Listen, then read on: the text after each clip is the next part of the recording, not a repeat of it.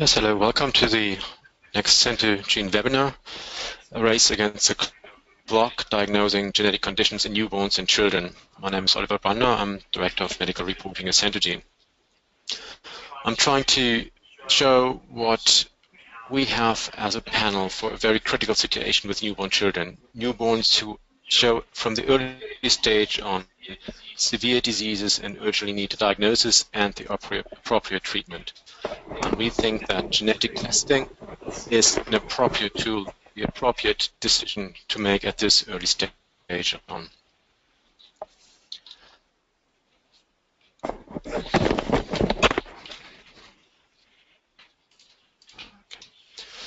So what do you think though? Genetic diseases are very common overall.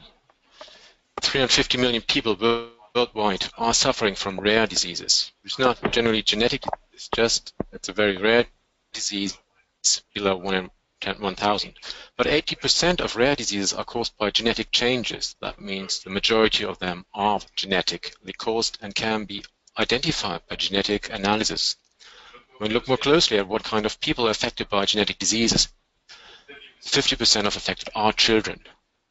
This is, of course, biased because a genetic disease will go through all your life. You have inherited it with your genes. But most of these diseases actually show very early onset symptoms. So the majority of them are actually already seen in children, 50% of them. And genetic diseases tend to be severe. 30% of them will not see their 5th birthday. Severe diseases leading actually to early death. And that is actually the very bad thing about it. It takes a long time to diagnose them. 7.6 years to diagnose in the US. That's a very long term if you consider the majority, the severity of the disease with a very severe outcome. So what about putting genetic testing at a very early onset? Really going to the very first symptoms where they can be seen. So putting them to the ICU environment. Going there, yes, genetic disorders and congenital anomalies are the leading causes of infant mortality. So it's a reasonable stage for genetic testing. And as I've shown before, most of genetic diseases cannot be identified timely to target treatment. And that's also true for the NICU, where it's especially urgent to get the diagnosis in the ICU, in the intensive care unit setting. When you think about the probability to identify the correct disease, it's difficult. There are more than 4,300 genetic diseases of known causes. Not all of these applicable to the NICU unit, but there's a huge number of genes which might be the cause. So you have to select carefully. But you have a high yield because 32 to 57% of affected newborns, genetic testing can give an accurate diagnosis and actually is quite often the final way to get the accurate diagnosis and by thus then help treatment, diagnostic options and clinical investigations. So the benefits in the ICU environment are quite clear. Genetic testing can guide the clinician in choosing the most suitable therapy and support for the patient, and although it's costly at the time, it's most cost-effective when you look at the long-term outcome of the patients. Starting with treatment at the early stages will in the long term be very cost-effective. And finally, this is something which affects all genetic diseases. Getting an early diagnosis, also for these diseases with a very severe course of disease, the diagnosis gives a way for all involved people, for the parents, for the family, for the clinicians, for the entire setting to be more considerate, more knowledgeable about the actual prognosis and adapt treatment options to the patient for the specific disease. If you consider genetic testing now as a general thing, what kind of results can you get from genetic testing, and is this a good thing for the NICU unit? So you can get positive results. That means that you identified a variant in a gene which is already known. The gene is known, it is linked to a disease, and the variant is so well understood that you have the connection that you can say, yes, this variant affects the protein, and the protein with this different function will actually cause the disease. That's a positive result, which is a genetic diagnosis of a specific condition. If you have this, it can help to assess the risk of certain symptoms, it can pave the way to treatment, and as said before, it can inform family members and the entire surrounding of the actual disease. It also has implications to the family itself, because carrier testing might be indicated for assessment of reproductive risk of family members. However, genetic testing does not always provide these results. It can be that there's a negative result, there was no variant identified, which could be linked to a disease. There's also a very clear result, might not be the one which is wished for, but it's a clear result. Genetic testing, unfortunately, also has results in the middle, inconclusive results, where we identify changes in the DNA, which we call a VUS, a variant of uncertain significance, because we cannot make the call that it's either pathogenic, disease-causing, or that it's not pathogenic, that it's benign, just a common variant in the genome, and will not cause any effects on the protein, which in the end will cause disease. These are the VUSs, variants of uncertain significance. And these ones, as we cannot interpret them to the end, actually are inconclusive results. Now, putting this to the NICU unit, these are the results which we definitely don't want to have. You're in a situation we want to have clear results, where you want to have results which give you clear guidance on what to do with the patient, what to expect from the patient, and it's not really the situation where you want, where you have the time or really a way to follow up inconclusive results on the long term by segregation analysis, extended biochemical testing, extended maybe even testing in cell culture systems, which might be necessary for clarification of the significance of VUS findings. So that's about the general rule actually for genetics, but it gives implications for the NICU unit. Now, this was more broader approach, going back to the really design of the panel we have here to help the situation. Coming back to the prerequisites of this testing. 3 to 4% of newborns born with a genetic disease or major birth defects. That's actually concerned numbers, and 1 of 20 newborn babies admitted to the ICU. I have a huge number of children here which are in the need of diagnosis. They are leading cause of death, including congenital anomalies, and the common presentation in the ICU often also due to genetic diseases. If I really look now, is there a good positive rate? Yes, 45 to 73% we get. This is not for the ICU testing, it's for VES, for whole exome, whole genome sequencing. 45 to 73% are getting a diagnostic call, which is very, very high, because you have a high percentage of genetic disease. The early diagnosis can pave the way to targeted treatment and preventive options. And this has been also seen in studies that getting the diagnosis led to medication change in 90% and targeted clinical analysis in 31% to look at other risks or associated symptoms in the diagnosed disease. And it's also been shown that the early diagnosis and treatment is actually most cost-effective. It's less cost for prior diagnostic testing, because in the long course of the evaluation of genetic diseases, as said in the beginning slide, 7.6 years until the diagnosis is made, it's not this time just passes by. There are a lot of analysis, a lot of diagnostic tests which are done but do not lead to the final diagnosis. So that means there's a lot of investment going on, a lot of time used, a lot of money used up. So there's less cost for prior diagnostic testing if a diagnosis is made by genetic testing at this early stage. And there's also less long-term cost due to diagnosis and treatment in the ICU if it sets on in a very early stage. So having this, what is the best genetic test to do in the NICU? Should you look at the complete genome? Should you look at the whole exome? Should you look at specific target genes? What is actually best scope? You have to balance two things. On the one hand, of course, you want to address all the genetic diseases which are actually important at that stage, which might turn up, have its significance in the NICU setting, but you also want to have a fast analysis. because you're in a specific setting. It's not about a diagnostic process, which might take longer. No, it's an acute illness, and the answers are requested in a very short term. So to get these answers fast, at the moment, the best way is to target the panel to really these regions which are of the most significance. So what are the selection criteria for the genes which should be included here? It's definitely the early onset. The NICU, why should I look at a gene which actually has a later onset? It should be severe disease. It's the ICU, it's intensive care unit. The symptomatology should be ICU related, something which is also turn up. And it should also include diseases and syndromes which identifying it might help to understand better some symptoms of the patients, like one example, hyperbilirubinemia, that you find variants in the genes where you know, oh, these ones can cause a higher bilirubin in the neonatal period, but it's actually of a benign character.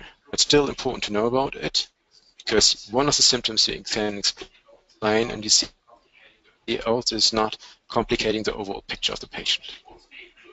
And what should also be included, if you go in at this early stage, newborn screening genes, to cover these genes as well, where actually early diagnosis can help to identify these diseases where treatment options might even be available. What should you not include? Later onset diseases. They're not the target of the analysis. It doesn't help to identify some later tumor susceptibility or neuronal degenerative disease. Non-syndromic mental retardation is actually also something which I would not include in this panel. There's a huge number of genes involved in non-syndromic mental retardation, and these ones are actually not the causes if it's really non-syndromic. These ones to target the panel can also be left aside. Single symptom disorders, analyzable with targeted analysis, like deafness. So if you have a child which really has deafness only, it's much more appropriate to target the analysis directly for deafness genes instead of a larger panel. So these ones where you could say, well, from the presentation of the child, usually you would choose another test. These genes are also excluded. This all should help to have a smaller panel, more handleable for fast analysis, and a more stringent reporting as well. The selection of the genes. Now, what kind of sequence analysis should I provide? I need high coverage for the selected genes, average 300x, so that I have really good coverage of the genes, that I can make a good call for heterozygous homozygosity and detect all the variants. I should have good coverage above 97%, 20x coverage at least. And the coverage should also extend beyond the really coding region. It should cover parts of the exon-intron boundaries to also detect these variants which are sitting there. For some of them, we can make clear calls that they are likely pathogenic at least. What we have in the CentoGene panel is the Illumina sequencing technology to have a high quality sequencing with a low number of artifacts and a good call for the variant. And this is just the first sequencing approach. I need to analyze the variants, a good and stable bioinformatic pipeline for the variant annotation, and make a good call on the variants on the classification. Broad variant annotation, good sequencing data, to in the end come to a straightforward and solid variant classification. We go along the ACMG guidelines, which is, I think, standard by now, to take information from actually all available sources and put them into a severity matrix to assign to each variant the specific classification. The classification is based on the variant. It does not make the diagnostic call. It just applies to a single variant if you think it is actually a variant which, in the proper zygosity, will cause a disease. Classification, however, is a basis for the diagnostic call in the end. When you look at the ICU panel, it is not a small panel in the end. There are more than 800 genes included. So this is what is the result of the selection criteria which I showed you in the beginning. And this huge number of genes needs to be selected against the phenotype of the patient. If it would be the way that the phenotype of the patient itself is so self-evident that you could pick the gene by itself. You wouldn't have needed a panel. You could have told the gene from the very beginning. So you need some way to match the symptoms you identify in the patient with the genes. And for this is the HPO, Human Phenotype Ontology term, a good way, where all the symptoms, or not all, but symptoms which can occur with genetic diseases are put into a vocabulary, and a targeted vocabulary, where each of the symptoms has a specific term, and these terms are assigned according to the clinical information we are given from the patient, and they're also assigned to the genetic diseases, that means to the genes. And selecting the variants which were identified during the sequencing analysis against the genetic HPO terms, the symptom terms, you can make a match. The HPO terms which are associated to the genes, where you identify variants, and which show overlap with the HPO terms given from the clinical information. And thus you can better select the genes which are actually fitting to the phenotype of the patient and might thus be important for the explanation of the phenotype. There's one parameter to get the clinical information with a match to the genes. Another parameter is actually the frequency of the variants. If you identify a variant in a patient, you can't be sure that it's a variant which is pathogenic. We all carry a lot of common variants with us, variants which are either in the population or private. If they're in the population, they will have a certain frequency, and since we talk about rare diseases, these variants should not be above a certain level, otherwise the disease itself would be the more common.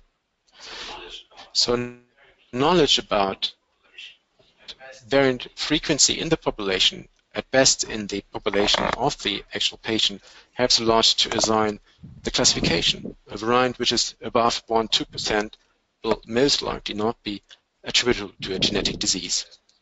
So large database knowledge on the frequency of variants for overall and specific populations is actually the basis for the variant calling, because many of these variants can then directly filtered out, and you can concentrate on the ones which are more private, rare, and only found in the patients you're actually looking at. And finally, all this together has to lead to a report which is very stringent, consistent, and gives the results of the analysis in a way that the clinicians in the intensive care unit can transport this to the actual situation on the bedside. How we do that is that we have the clinical information in the beginning, and we give the variants with their classification, but put this all together to a diagnostic setting, which is the blue box in our reports, that a genetic diagnosis is either confirmed or possible, so that we say, yes, the variants we identified, they would make the diagnosis or at least support a diagnosis.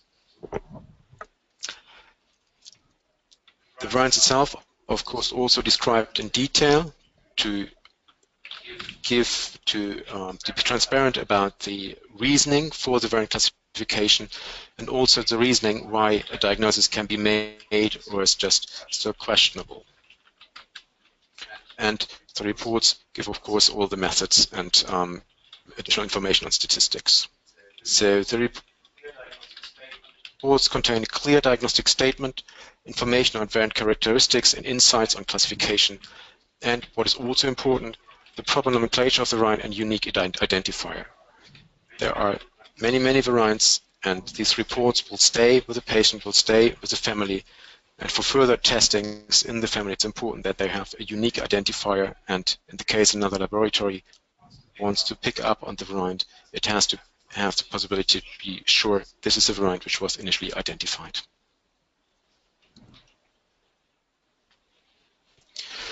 So we have a high quality analysis of the actual sample to get the variants which are existent in the patient sample, with a high quality annotation process where we get annotations from frequency databases, we get annotations from in silico predictions for missense variants which only affect single amino acids, where the in silico predictions tells you it's likely affecting protein annotations about eventual gene function, annotations based on function, or it likely does not affect protein function, annotations about publications, if there are tests for this variant in specific cell culture experiments. All this in the annotation become finally to a high-valued classification of the variants, and taking all this into high-quality reporting. High-quality reporting means all reported variants are validated. NGS has still sometimes a question if the variants are real, which are called there. It can be said for variants which achieve specific variant quality parameters, and for some of them, you still have to do Sanger sequencing to be sure that you give them also the right nomenclature. You might be sure about that they are existent, but the nomenclature might need additional Sanger sequencing. The medical report for the phenotype associated pathogenic and likely pathogenic variants. And in the ICU, for the CentoICU, we decided to try to target the report to really clear diagnosis. That means not to give away or to report variants where we can't make the genetic diagnosis to the end. That means a variant of uncertain significance, where we cannot make the call that it's pathogenic or benign, which is just sitting in the middle, will only report it if there's additional evidence in the sequence analysis which tells this variant is of importance to the patients. That is, if it's found in conjunction with a pathogenic or likely pathogenic in autosomal recessive disease. Otherwise, the VUS alone will not make a diagnosis. It is just a variant which was identified, and it should not be used for treatment decisions. That's why we, in this report for the ICU, we usually do not report them. The diagnostic interpretation, finally, the blue box, should consider all available data. That means the identified variants, as well as the clinical information, as well as the knowledge about the disease which is being diagnosed in its course of the in the normal course, and if it's really fitting to the patient's characteristics. The diagnosis clearly stated as a diagnostic result of the analysis, and a disease description is highlighting clinically relevant information which might also be important for the direct treatment of the patient if something like this is related to the diagnosed disease.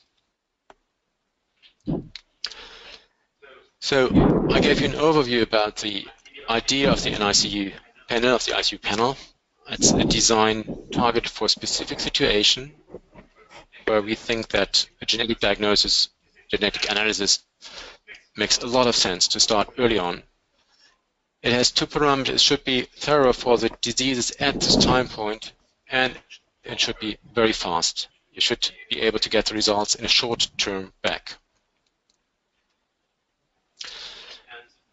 And of course, it should be a high quality analysis, affecting all different stages of the analysis should be of high quality. So the analysis itself, the annotation, and the reporting.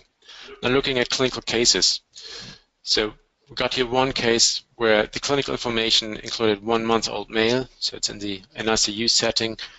When you look at the described phenotype, it's quite clear this dysmorphic low-set ears as a PDA with right aortic arch. Abdomen is normal ultrasound. However, the infant shows seizures. There's facial dysmorphism with the microphthalmos. There's hepatomegaly. There's a microphallus, dysmorphic facial features, as I said. There's growth retardation, it's small, and the premature birth also occurred. Parents are healthy. There has been prior occurrence that 2 siblings deceased. One of them, an autopsy was done, which showed thymic hyperplasia with growth retardation. And the clinical suspicion here is already Charge syndrome. Nevertheless, they opted for the CentoICU testing. Testing here clearly showed a likely pathogenic variant for the Charge syndrome. It's a frame shift variant, a deletion of several base pairs, leading to a disruption of the reading frame and such as to severely affected protein. We call this a likely pathogenic variant because it has not been published so far, but based on the changes in the DNA, we have very good reason to believe that the protein is affected, excellent reason. And that's why we can directly go to a classification likely pathogenic, which actually almost makes a diagnosis here. Together with the clinical settings, we can make a diagnosis here. Does it change actually something? CHARGE syndrome has been suspected before. The diagnosis, definitely genetic diagnosis makes it sure. Clinical picture together with the variant confirms the initial diagnostic suspicion. And it affects treatment, because knowing that the disease is true, you can look at all the different organ systems which are affected by CHARGE syndrome. You know that heart defects are common, coronary atrasias are common, which is important if you have anesthesias, which are necessary later on. Children with CHARGE syndrome show a higher percentage of adverse anesthesia events. Their feeding, swallowing dysfunction, renal evaluation is necessary because they show quite often kidney changes, endocrine evaluation. The eyes have to be checked for coloboma if something can be helped there for the vision. Hearing loss is common, so here also devices can be employed to help them hearing, to build up a good communication. If these children are known that they have CHARGE syndrome, it's also clear that they have a possibility that they go into the deaf-blind, and they should be early on helped to cope with the situation by being accompanied by a deaf-blind service. So all this can be scheduled if you have the diagnosis early on in the NICU setting for the specific urgent problems on the long term, to help the patient with the needs which will occur during his life, and also the parents to cope better with it. So the diagnosis here has helped in the NICU unit and on the long term as well. And it avoided a long-term follow-up before the diagnosis finally is made. Are there other diseases included where the treatment possibilities are more obvious? It's definitely true for the analysis of conditions covered by the newborn screening programs. All the genes which are listed in the RUSP list in the USA, which put together genes which would be included in the newborn screening, also included in the ICU panel. That means organic acidemias, fatty acid oxidation, amino acid disorders, immune deficiencies are included. What is not included are the deafness genes, which are also partly in the RUSP list. Mucopolysaccharidosis are included, glycogen storage disease, actually the complete list. Many of these genes are, when they are diagnosed, with clear treatment indications, clear treatment guidelines to help the children to get to a better outcome in the end. So NICU can diagnose these children early on. It can help to cover up for cases where the newborn screening was not done to the extent how it would be possible in other situations. It, of course, that must be said, depends on the time point when the NICU is employed. Newborn screening usually has a very early onset time point. The NICU panel is applicable for children up to 2 years. So many of these metabolic diseases which are included here will have their symptoms early on, and diagnosis should have been done much earlier. So what is now the overall gene composition of the NICU panels? We selected more than 800 genes with the parameters I showed in the beginning. There are the panel is not designed to diagnose conditions where you have a clear diagnostic clue already. Here, going for the specific gene might be actually the better or the easier way. But it's designed to help you when you have a patient with a wide array of symptoms to separate them, maybe to identify a dual diagnosis, or to identify something which explains part of the symptoms, even not the complete case. It should help you to identify maybe minor affections of the child, which are covered up by the major severe symptoms. All these, therefore, I think, instead of a listing of the individual diseases which are covered, individual genes, which can always be taken from the website, it's more important to see, well, what changes actually are addressed by, what symptoms in a child can be found in what percentage of the genes. And we look now, hyperbilirubinemia, 2.7% of the genes which are included in the panel actually show the symptoms. So you can get from, if you identify a variant in these genes, get an explanation for hyperbilirubinemia if it's really in a pathologic range. Hypoglycemia, of course, a lot of the genes cover this ones, lactic acidosis as well. Recurrent fractures, a smaller percentage, a smaller number of genes which are associated, but they're definitely important, especially in the NICU setting, to see if there's something like osteogenesis imperfecta in the background. Microcephaly as a congenital abnormality should be followed up if you have this in a child. Some are benign microcephalies, but some of them really then show later on neurological sequelae of the microcephaly. Neurological symptoms, this of course a huge part of it. Seizures, more than 47% of the genes are actually associated to seizure symptomatology. Spasticity, quite often a symptom of, for example, metabolic diseases as well, or degradation, also including almost 15% of the genes. Muscular hypertonia, also very important as one of the early signs of newborn disease here. Almost 50% of the genes are associated to this symptom if it's seen in the newborns. Dystonia as well, 11.1%. So I think, to me, this percentage of genes is more applicable to the way to think about the NICU, on the ICU panel in the NICU setting. It allows you to see, okay, if I have a kid with symptoms like spasticity and seizures together, and I can't make it up to a specific diagnosis, this panel covers actually all the genes known with these two symptoms together, also if additional symptoms are associated to it, and should address the question if it's a genetic disease in the background. Neurological phenotypes, hematological symptoms, skin symptoms, and gastrointestinal symptoms as well, where diarrhea, I think, is a really important thing in the newborn ICU setting. So, in conclusion, I think it's a very nicely designed panel for the specific ICU situation with newborn. It's covered 806 genes, so it's a rather large panel. It's related to abnormalities with critically ill children below 2 years. And there's an important thing why we say we only suggest and only offer this panel to children below 2 years, because the selection of the disease genes is actually really targeted. Offering this panel or using this panel for later, for patients of an older age, the panel is no longer really well designed because we remove genes which have a later onset. So these ones are not covered there. Therefore, it's really a panel for the newborns up to 2 years. But there, it's very well selected genes. The panel has the full bioinformatics analysis and a complete medical report for all the identified variants.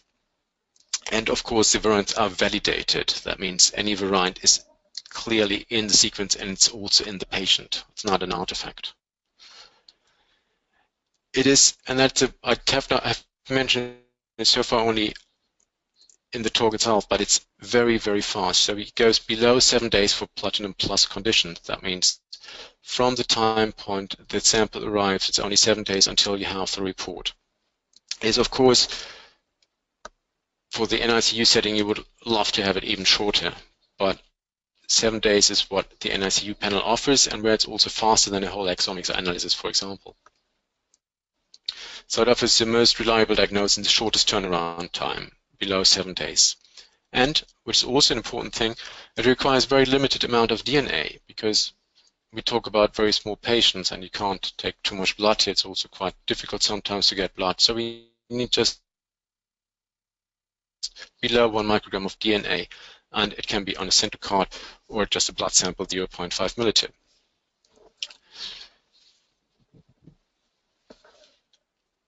I hope that I could convince you that the panel is well designed, that it has an excellent sequencing technology behind it, that the variant annotation is complete and allows, together with the HPO match of the clinical symptoms given for the patient and the HPO as an annotation of the genes, the identification of the relevant variants for the specific patient, that the reporting is the right reporting for the ICU setting, to go not so much on variants which cannot be interpreted to the end, but really giving back the variants which are diagnostic, which can make a difference for the treatment, for the prognosis of the patient, and giving these back in a way that it's also directly clinically related, with a text block describing the disease and highlighting also eventual therapeutic interventions or prognostic relevant issues related to the disease. And I thank you very much for your interest, and I hope that you have some questions regarding the ICU panel and its application in the ICU setting.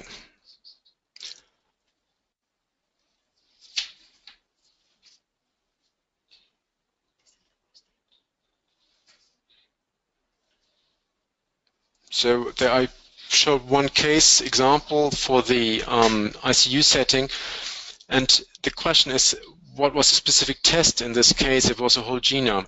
Now, it is the ICU, and I think this question also relates actually to the background of sequencing analysis. What we do, the background of the ICU test is a capturing approach. It's an enhanced capturing approach which covers not only the coding region, but also goes into the intonic regions, plus minus 10 base pairs. So it's not the whole genome approach, so we don't have the complete genome. It is targeted for the genes included in the panel, not covering intergenic and intronic regions, but covering the important regions adjoining the exons. And that's a bit the difference to the whole exome case, where you might say, well, what is now the difference of the ICU with the whole exome? Of course, the TUT is shorter, but the whole exome, if you go to the platinum and CENTOGENE, is also very fast, actually. So I think the one thing is definitely the even shorter times, the turnaround time, that the results are very fastly available. And the second thing is that the growths we have in the whole exome is actually a little bit bored by cutting down the genes at the exon-intron boundaries.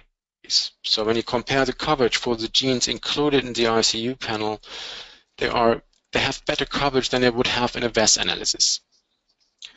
If you look at the differential diagnosis options, it must be said that the ICU looks only at a separate selection of genes, and they are chosen at the best of the knowledge at a certain time point. If you take a whole exome, you also have included genes for which the knowledge at the moment is not there. So if you go for a longer diagnostic or differential diagnostic venue, if you say, well, time is not such an issue here, then you get more information on all genes in the VES, but you get better information, more complete information on the genes which are included in the ICU panel by ordering the ICU. So for the case I showed, it's definitely the ICU panel which was used, so it's not the VES, it's capture enrichment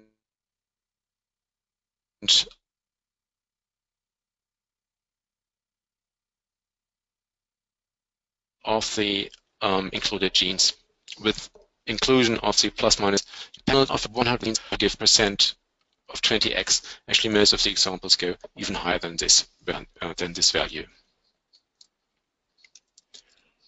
So are there any other questions?